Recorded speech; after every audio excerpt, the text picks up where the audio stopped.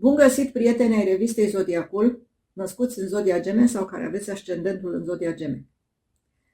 Anul 2022 vine după 2 ani crânceni de boli, de îngrijorări și de izolări și așa mai departe și se anunță a fi un an foarte bun.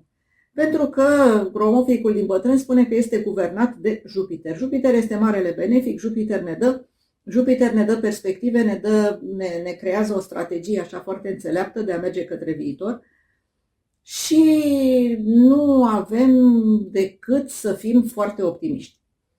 Inclusiv nativii gemeni pot să fie foarte, foarte optimiști în legătură cu anul 2022.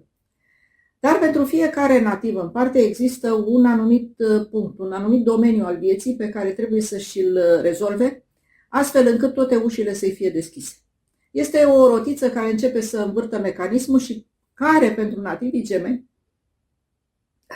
din păcate pentru acești nativi, pentru adolescenții zodiacului, această rotiță se află în zona recluziunii, în zona izolării, în zona însingurării.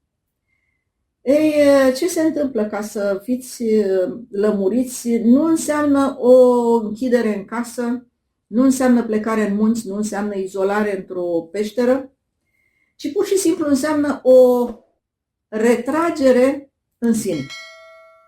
Deci nativul care este atât de dornic de socializare, atât de dornic de comunicare, atât de dornic să se informeze, la un moment dat trebuie să își îngăduie sau să-și impună niște momente în care să fie singur numai el cu el.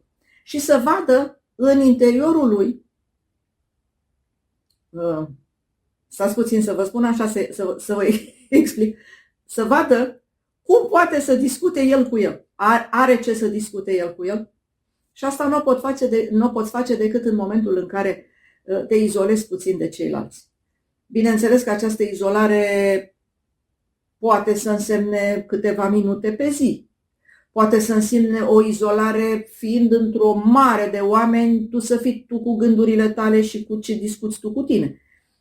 Ia vezi, ai ce discuta? În momentul în care găsești că ai ce discuta cu tine, în momentul în care găsești că tu singur cu tine nu te plictisești și te imaginezi că rămâi singur pe o insulă timp de, hai să nu zicem un an, o lună, și nu te plictisești pentru că ai ce să-ți spui tu ție sau ai niște curiozități pe care ți le satisfaci tu ție, în momentul acela devii foarte puternic. Ei bine, această putere, această energie pe care o acumulezi în acest fel, poate să-ți deschidă uși și de ce să nu discutăm despre un aspect sau un capitol al vieții noastre care pentru fiecare dintre noi este extrem de important, dragoste. Îți deschide ușile către persoana iubită, pentru că la un moment dat, chiar dacă ești într-o relație mai veche și o relație în care partenerii s-au obișnuit unii cu alții, la un moment dat se uită partenerul la el și dar ce are are așa un ceva, un vino în coa. S-a deschis. Poate să fie o ființă pe care ai pus ochii și pe care dorești să ți-o apropii și la un moment dat reușești să ți-o apropii, pentru că tu devii tu în sinea ta mai puternic. Și această putere nu se vede nici în mușchi, nu se vede nici în niște vorbe aruncate, știu eu cum, ci pur și simplu transpare o anumită energie care face ca ceilalți să fie cuceriți de persoana ta. Poate să-ți deschidă chiar uși profesionale, poate să-ți deschidă niște zone în care poți să câștigi bani într-un anumit fel. Nu uitați de luna iulie că această zonă se întâlnește cu originalitatea, se întâlnește cu dorința de eliberare de niște restricții, de niște cutume și această dorință poate să facă minuni în interiorul vostru. Nemai vorbind că această închidere în sine poate să fie o apropiere cu Dumnezeu. O apropiere de Dumnezeu pe care mulți dintre nativii gemeni pot să o considere că nu reprezintă ceea ce au învățat ei și nu reprezintă dogma în care ei sunt obișnuiți să funcționeze ca religie. Acum, această stare poate să le fie chiar provocată de o anumită discuție pe care o au cu o persoană elevată sau cu un om care asupra lor, asupra nativilor gemeni, au un ascendent intelectual, spiritual sau moral. Poate să fie un profesor, poate să fie un mentor, poate să fie un duhovnic, care le provoacă această închidere în sine și această introspecție, care este foarte importantă în acest an. Atenție, vă deschide foarte multe uși și vă mai spun că revista Zodiacul v-a pregătit o surpriză pentru anul 2022, cartea Zodiacul anului 2022, autor Valerica Grigoraș. Acolo am încercat să dezvoltăm anumite aspecte ale vieții care vin în completarea ce v-am spus eu acum, bani, sănătate și dragoste, și vă așteptăm cu drag la Zodiacul și nu uitați, faceți să fie bine. O să încercăm în cele ce urmează să explicăm aceste aspecte pe care le-am dezbătut pentru fiecare zodie în parte. Aceste 3 aspecte foarte importante care, în opinia mea, sunt aspectele cele mai importante cu care ne vom întâlni în anul 2022. Respectiv, această quadratură Saturn-Uranus care continuă, care ne-a ocupat tot anul 2021 și continuă și în anul 2022, conjuncția dintre nodul nord și Uranus și intrarea nodului nord în Taur, care a avut loc la sfârșitul lui decembrie anului 2021.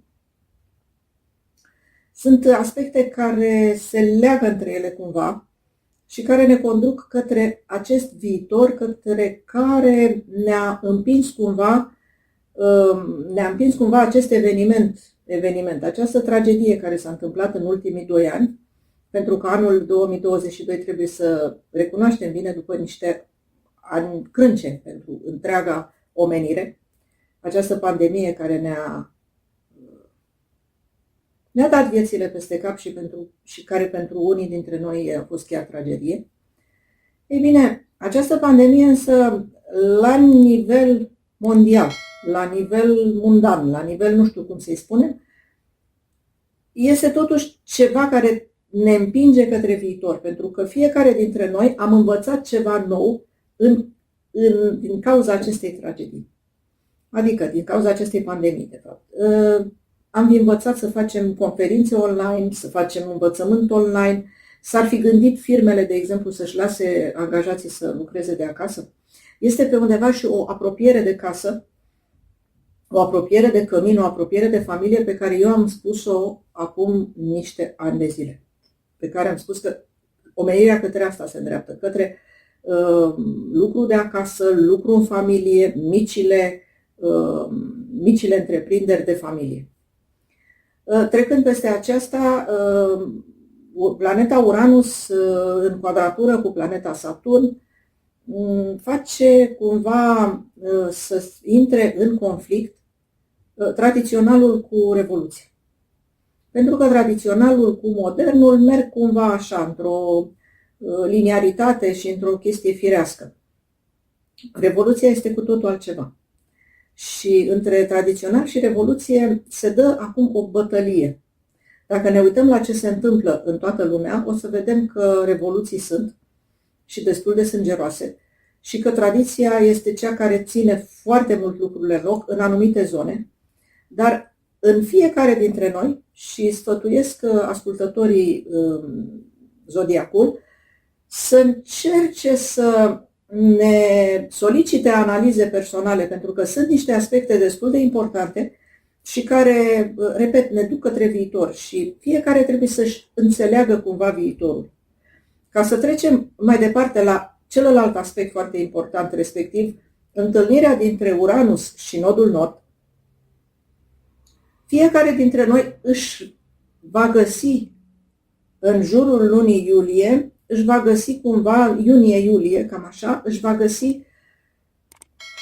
rostul lui, calea lui către viitor. Va vedea către ce îl îndeamnă această planetă revoluționară și va vedea care este domeniul, pentru fiecare nativ în parte există alt domeniu în care se întâmplă această bătălie și care este domeniul în care se găsește Saturn, care tinde să țină în loc această revoluție. Pe de altă parte, este foarte important și acest Saturn care ține în loc, pentru că ne ține în loc numai și numai ca să fie sigur că ne-am creat o bază solidă. Deci, luna iunie-iulie este importantă. Este important tot anul să vedem în ce domenii se întâmplă aceste cum să vă spun, aceste schimbări și aceste îndemnuri către viitor, către a ne debarasa de niște cutume, de niște obiceiuri, poate chiar de niște atașamente.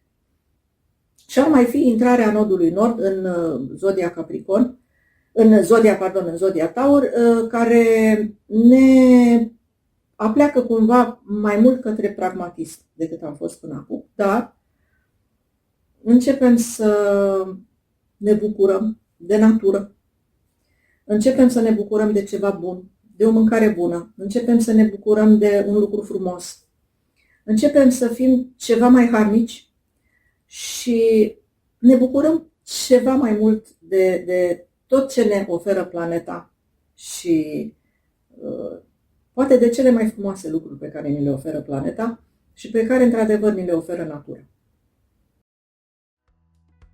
Apasă subscribe dacă vrei să fii informat despre activitatea noastră.